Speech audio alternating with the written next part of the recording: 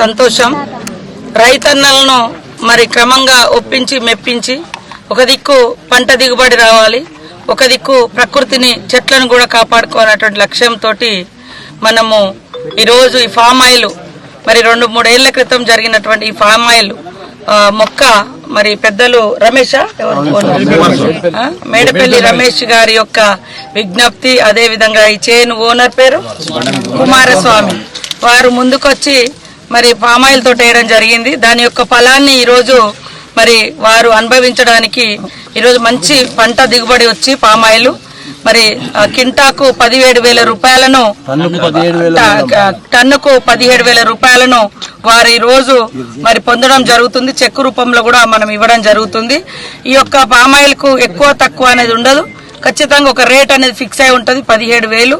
కాబట్టి అందరూ కూడా ఈ యొక్క ఆయిల్ ఫామ్ వైపు రావాలని మా వ్యవసాయ శాఖ మంత్రి గారు కూడా పదే ఎక్కడికి వెళ్ళినా వారు కూడా పెద్ద ఎత్తున ఫామ్ ఆయిల్ వేసిర్రు. సత్తుపల్లి ఏరియాలో ఎక్కడికి వచ్చినా తుమ్మల నాగేశ్వరరావు గారు మాకందరికి కూడా ఫామ్ ఆయిల్ వేయండి అని చెప్తా ఉన్నారు.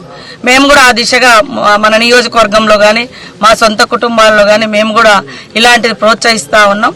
సో దానికి తోడుగా మనకి ఇప్పుడు మన ఫామ్ ఆయిల్ ఫ్యాక్టరీ కూడా జంగాల్పల్లి దగ్గర తొందరలోనే మరి తుమ్మల నాగేశ్వరరావు గారి చేత శంకుస్థాపన కూడా చేయించి రైతులకు ఎక్కడికో పోయి అమ్ముకునే పరిస్థితి రాకుండా ప్రభుత్వం ఇక్కడే కొనుగోలు చేసేటువంటి కార్యక్రమాన్ని కూడా చేపట్టడం జరిగింది.